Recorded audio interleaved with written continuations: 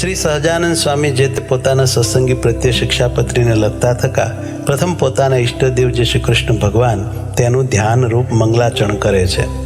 હું જે તે મારા હૃદયને વિશે શ્રી કૃષ્ણ ભગવાનનું ધ્યાન કરું છું તે શ્રી કૃષ્ણ કેવા છે? તો જેના ડાબા પડખાને વિશે રાધિકાજી રહ્યા છે અને જેના વક્ષસ્થળને વિશે લક્ષ્મીજી રહ્યા છે અને વૃંદાવનને વિશે વિહારના કરનારા છે અને વૃત્તાલય ગામને વિશે રહ્યા એવા જે સહજાનંદ સ્વામીજી અમે જે તે નાના પ્રકારના જે સર્વે દેશ તેમને વિશે રહ્યા એવા જે અમારા આશ્રિત સર્વે સત્સંગી તેમને ઉદ્દેશીને શિક્ષાપત્રીને લખીએ છીએ.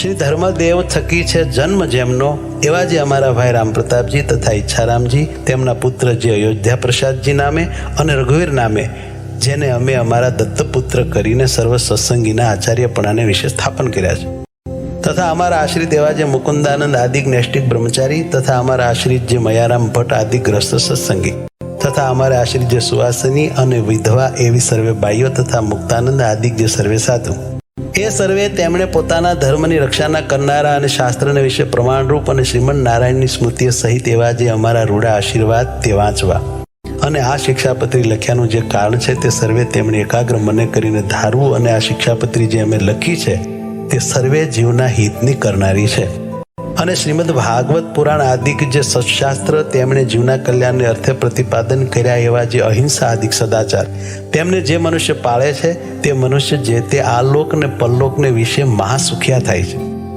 અને તે સદાચારનું ઉલ્લંઘન કરીને જે મનુષ્ય પોતાના મનમાં આવે એમ વર્તે છે તે તો કુબુદ્ધિવાળા છે અને આલોક ને પરલોકને વિશે નિશ્ચય મોટા કષ્ટને જ પામે છે. તે માટે અમારા શિષ્ય એવા જે તમે સર્વે તેમણે તો પ્રીતિય કરીને આ શિક્ષાપત્રીને અનુસરીને જ નિરંતર સાવધાનપણે વર્તવું પણ આ શિક્ષાપત્રીનું ઉલ્લંઘન કરીને વર્તવું નહીં. હવે તે વર્ત્યાની રીત કહીએ છીએ જે અમારા જે સર્વે સત્સંગી તેમણે કોઈ જીવ પ્રાણી માત્રની પણ હિંસા ન કરવી અને જાણીને તો ઝીણા એવા જૂ માકડ ચાંચડ આદિક જીવ તેમની પણ હિંસા ક્યારેય ન કરવી અને દેવતા અને પિતૃ તેના યજ્ઞને અર્થે પણ બકરા મૃગલા સસલા માછલા આદિ જે કોઈ જીવની હિંસા ન કરવી કેમ જે અહિંસા છે એ જ મોટો ધર્મ છે એમ સર્વશાસ્ત્રમાં કહ્યું છે. અને સ્ત્રી ધન અને રાજ્ય તેની પ્રાપ્તિને અર્થે પણ કોઈ મનુષ્યની હિંસા તો કોઈ પ્રકારે ક્યારેય પણ ન જ કરવી અને આત્મઘાત તો તીર્થને વિશે પણ ન કરવો ને ક્રોધે કરીને ન કરવો અને ક્યારેય કોઈક અયોગ્ય આચરણ થઈ જાય તે થકી મુજાઈને પણ આત્મઘાત ન કરવો અને ઝેર ખાઈને તથા ગળે ટૂંપો ખાઈને તથા કૂવે પડીને તથા પર્વત ઉપરથી પડીને ઇત્યાદિ કોઈ રીતે પણ આત્મઘાત ન કરવો અને જે માંસ છે તે તો યજ્ઞનું શેષ હોય તો પણ આપતકાળમાં પણ ક્યારેય ન ખાવું અને 3 પ્રકારની સુરા અને 11 પ્રકારનું મદ્ય તે દેવતાનું નૈવેદ્ય હોય તો પણ ન પીવું અને ક્યારેક પોતા વતે કાંઈક અયોગ્ય આચરણ થઈ ગયું હોય અથવા કોઈ બીજા વતે અયોગ્ય આચરણ થઈ ગયું હોય તો શસ્ત્રાદિકે કરીને પોતાના અંગનું તથા બીજાના અંગનું છેદન ન કરવું અથવા ક્રોધે કરીને પણ પોતાના અંગનું તથા બીજાના અંગનું છેદન ન કરવું અને ધર્મ કરવાને અર્થે પણ અમારા સત્સંગી કોઈએ ચોરનું કર્મ ન કરવું ધણિયાતું જે કાષ્ટ પુષ્પ આદિક વસ્તુ તે તેના ધણીની આજ્ઞા વિના ન લેવી અને અમારા આશ્રિત જે પુરુષ તથા સ્ત્રીઓ તેમણે વ્યભિચાર ન કરવો અને જુગઠું આદિક જે વ્યસન તેનો ત્યાગ કરવો અને ભાંગ મફર માજમ ગાંજો એ આદિક જે કેપ કરનારી વસ્તુ તે ખાવી નહીં અને પીવી પણ નહીં અને જેના હાથનું રાંધેલ અન્ન તથા જેના પાત્રનું જળ તે ખપતું ન હોય તેણે રાંધેલ અન્ન તથા તેના પાત્રનું જળ તે શ્રી કૃષ્ણ ભગવાનની પ્રસાદી ચરણામૃતના મહાત્મ્ય કરીને પણ જગન્નાથપુરી વિના અન્ય સ્થાનકને વિશે ગ્રહણ ન કરવું અને જગન્નાથપુરીને વિશે જગન્નાથજીનો પ્રસાદ લેવાય તેનો દોષ નથી અને પોતાના સ્વાર્થની સિદ્ધિને અર્થે પણ કોઈને વિશે મિથ્યા અપવાદ આરોપણ ન કરવો અને કોઈને ગાળ તો ક્યારેય ન દેવી અને દેવતા તીર્થ બ્રાહ્મણ પતિવ્રતા સાધુ વેદ એમની નિંદા ક્યારેય ન કરવી અને ન સાંભળવી અને જે દેવતાને સુરા અને માંસનું નૈવેદ્ય થતું હોય અને વળી જે દેવતાની આગળ બકરા આદિક જીવની હિંસા થતી હોય તે દેવતાનું નૈવેદ્ય ન ખાવું અને માર્ગને વિશે ચાલતા શિવાલય આદિક જે દેવ મંદિર આવે તેને જોઈને તેને નમસ્કાર કરવા આદર થકી તે દેવનું દર્શન કરવું પોતપોતાના વર્ણાશ્રમનો જે ધર્મ તે કોઈ સત્સંગીએ ત્યાગ ન કરવો પરધર્મનું આચરણ ન કરવું પાખંડ ધર્મનું આચરણ ન કરવું તથા કલ્પિત ધર્મનું આચરણ ન કરવું જેના વચનને સાંભળવે કરીને શ્રી કૃષ્ણ ભગવાનની ભક્તિ ને પોતાનો ધર્મ એ બે થકી પડી જવાય તેના મુખ થકી ભગવાનની કથા વાર્તા ન સાંભળવી જે સત્ય વચન બોલવે કરીને પોતાનો દ્રોહ થાય તથા પારિકો દ્રોહ થાય એવું જે સત્ય વચન તે ક્યારેય ન બોલવું જે કૃતજ્ઞ હોય તેના સંગનો ત્યાગ કરવો, વ્યવહાર કાર્યને વિશે કોઈની લાંચ ન લેવી. ચોર, પાપી, વ્યસની, પાખંડી, કામી તથા કિમિયા આદિ ક્રિયાએ કરીને જનનો ઠગનારો એ 6 પ્રકારના મનુષ્ય, તેમનો સંગ ન કરવો. જે મનુષ્ય ભક્તિનું અથવા જ્ઞાનનું આલંબન કરીને સ્ત્રી, દ્રવ્ય અને રસાસ્વાદ તેને વિશે અતિશય લોલુપ થકા પાપને વિશે પ્રવર્તતા હોય તેવા મનુષ્યનો સમાગમ ન કરવો. જે શાસ્ત્રને વિશે શ્રી કૃષ્ણ ભગવાન તથા શ્રી કૃષ્ણ ભગવાનના જે વારાહાદિક અવતાર તેમનું યુક્તિએ કરીને ખંડન કર્યું હોય એવા જે શાસ્ત્ર તે ક્યારેય ન માનવા અને ન સાંભળવા. ગાળ્યા વિનાનું જે જળ તથા દૂધ તે ન પીવું અને જે જળને વિશે ઝીણા જીવ ઘણાક હોય તે જળે કરીને સ્નાનાદિક ક્રિયા ન કરવી. જે ઔષધ, દારૂ તથા માંસ તેને યુક્ત હોય તે ઔષધ ક્યારેય ન ખાવું. વળી જે વૈદ્યના આચરણને જાણતા ન હોય તે વૈદ્ય આપ્યું જે ઔષધ તે પણ ક્યારેય ન ખાવું. અને લોક અને શાસ્ત્ર તેમણે મળમૂત્ર કરવાને અર્થે વર્જ્યા એવા સ્થાનક જે જીર્ણ દેવાલય તથા નદી તળાવના આરા તથા માર્ગ તથા વાવેલું ખેતર તથા વૃક્ષની છાયા તથા ફૂલવાડી બગીચા એ આદિક જે સ્થાનક તેમને વિશે ક્યારેય પણ મળમૂત્ર ન કરવું તથા થૂકવું પણ નહીં. અને ચોર માર્ગે કરીને પેસવું નહીં અને નિસરવું નહીં. અને જે સ્થાનક ધણિયાતું હોય તે સ્થાનકને વિશે તેના ધણીને પૂછ્યા વિના ઉતારો ન કરવો.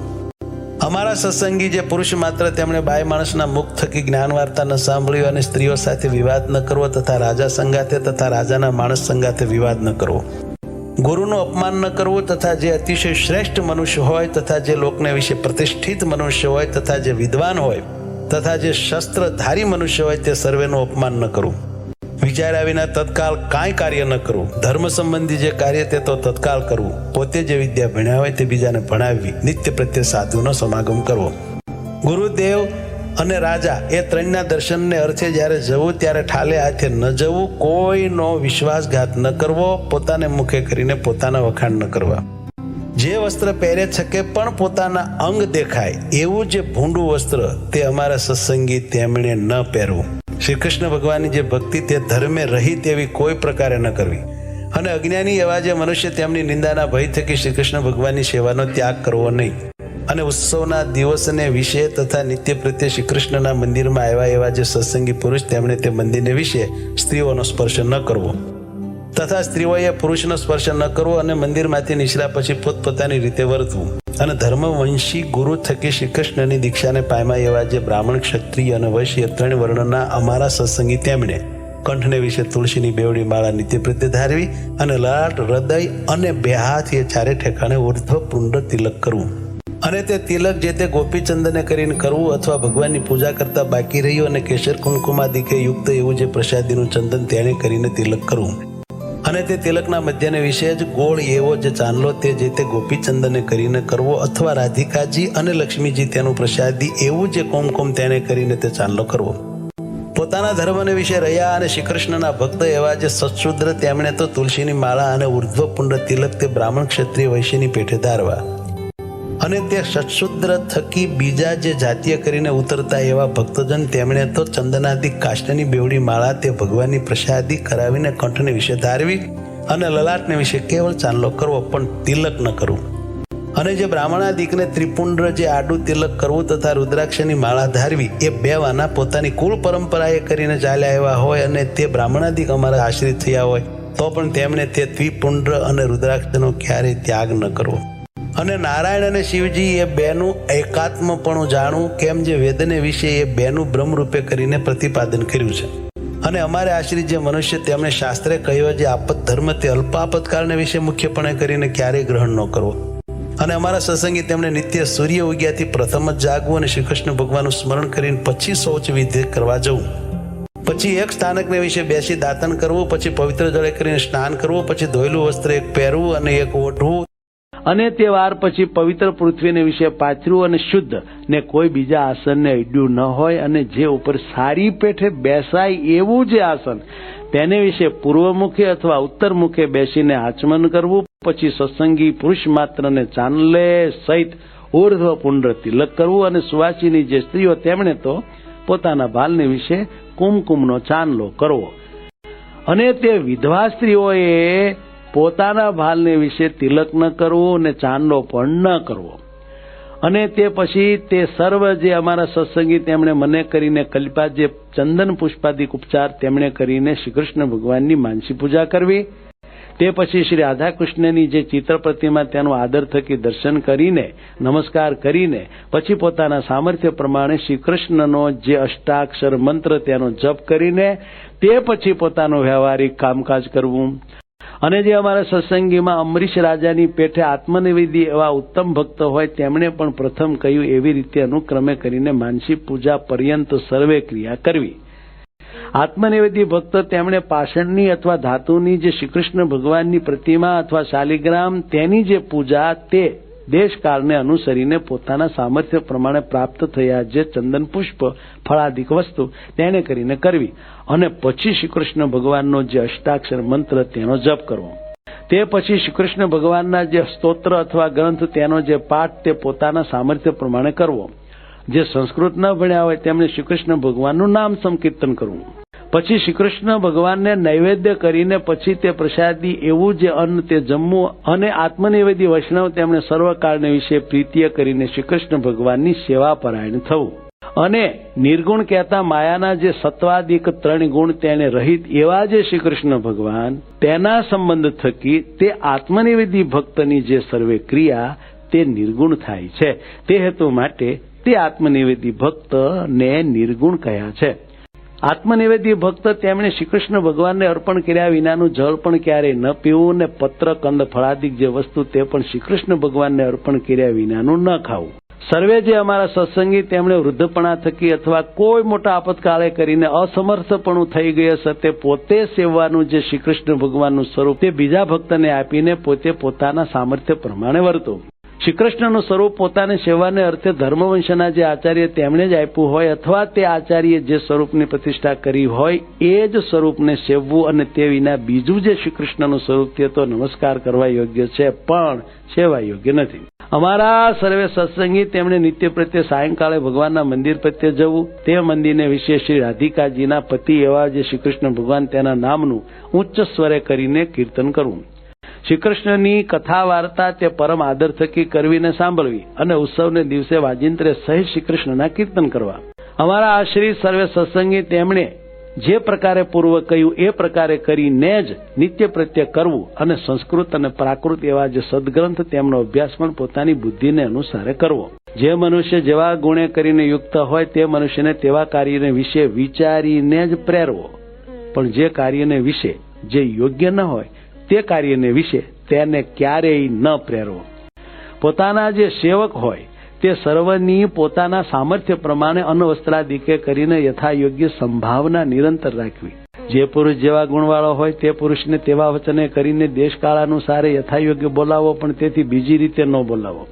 વિનય કરીને યુક્ત એવા જે અમારા આશ્રિત સત્સંગી તેમણે ગુરુ, રાજા, અતિ વૃદ્ધ, ત્યાગી, વિદ્વાન અને તપસ્વી એ 6 જણા આવે ત્યારે સન્મુખ ઉઠવું, આસન આપવું, મધુર વચને બોલાવવું ઇત્યાદિ ક્રિયાએ કરીને તેમનું સન્માન કરવું. ગુરુદેવને રાજા એમને સમીપે તથા સભાને વિશે પગ ઉપર પગ ચડાવીને ન બેસવું તથા વસ્ત્રે કરીને ઢીચણને બાંધીને ન બેસવું. અમારા આશ્રિત જે સર્વ સત્સંગી તેમણે પોતાના આચાર્ય સંગાથે ક્યારેય પણ વિવાદ ન કરવો અને પોતાના સામર્થ્ય પ્રમાણે અન્ન, ધન, વસ્ત્રાદિકે કરીને પોતાના આચાર્યને પૂજવા. અમારા આશ્રિત તેમણે પોતાના આચાર્યને આવતા સાંભળીને આદર થકી તત્કાળ સન્મુખ જવું અને તે આચાર્ય પોતાના ગામથી પાછા પધારે ત્યારે ગામની ભાગોળ સુધી વળાવવા જવું. ઘણું છે ફળ જેને વિશે એવું પણ જે કર્મ તે જો ધર્મે રહિત હોય તો તેનું આચરણ ન જ કરવું. કેમ જે ધર્મ છે તે જ સર્વ પુરુષાર્થનો આપનારો છે. માટે કોઈક ફળના લોભે કરીને ધર્મનો ત્યાગ ન કરવો.